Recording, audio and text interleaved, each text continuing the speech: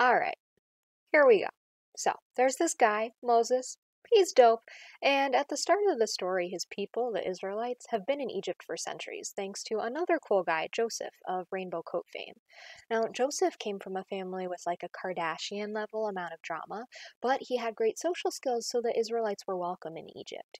Years pass, and suddenly there's a new pharaoh who like doesn't get why Joseph was such a big deal. So this pharaoh looks at the Israelites who have been contributing to their society for generations and feels threatened by them and tries to strip them of their rights. Sounds familiar, yeah? So Pharaoh finds the Hebrew midwives and demands that they kill newborn baby boys and like commit mild genocide. And we aren't even that far into the story yet, and already Pharaoh has made two key errors. Maybe you've noticed them as well. One, he tried to tell Jewish women how to do their jobs.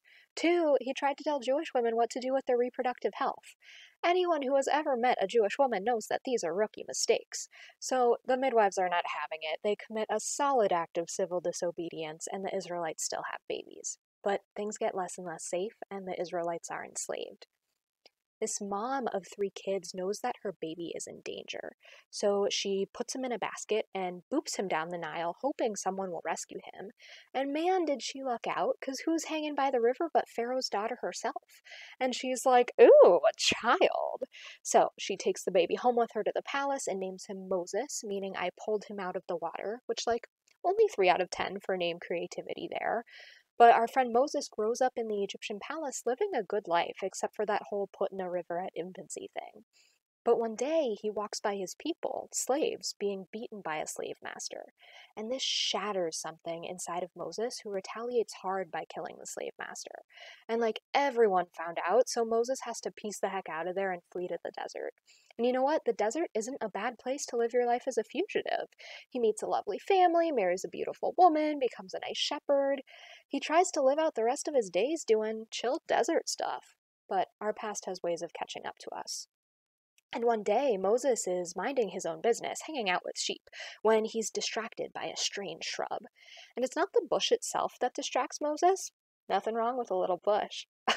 But it's the fact that the bush is on fire and not burning up. And while he's trying to make sense of this miracle of nature, Moses hears the voice of God. He takes off his sandals and listens as God urges Moses to go back and fight for the Israelites' freedom. And Moses is like, whoa, whoa, whoa, whoa, whoa. Me? And God is like, heck yes, you. To which Moses is like, dude, who even are you? And God replies. Some translations say God's answer was, I am who I am, which, is pretty elusive. Other translations, though, write this as, I was, am, and will be, in which case, dang, Moses, you got the force of time itself talking to you. But Moses doubts himself. He's on the run, he has a stutter, he's sure no one will believe him. And I find that so cool, because out of the thousands of people who must have witnessed this slavery, who did God encourage as a liberator? Or to flip it, who was able to wrestle with their conscience enough to go back and pursue justice? Moses is a foster kid with a speech impediment and a criminal record. He knows vulnerability, and so he also knows the importance of returning to make things right. So Moses puts his Birkenstocks back on and returns to Egypt. And when he reaches the palace, he says, let my people go, and if not, God will punish you all terribly. And Pharaoh's just like, prove it. So Moses throws his shepherd's staff on the ground and it turns into a snake, and everyone's like, ugh. But Pharaoh calls Moses a basic magician. So God hears this and is like, hold my wine. So the plagues come. First, the Nile River turns to blood. Gross.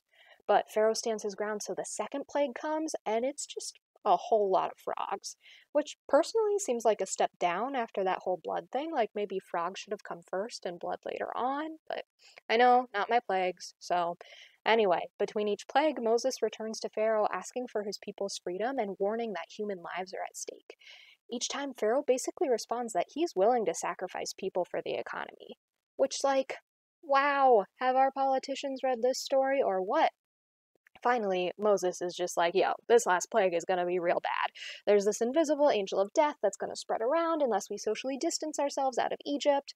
But Pharaoh's just like, that's just a giant hoax from the lamestream Egyptian media.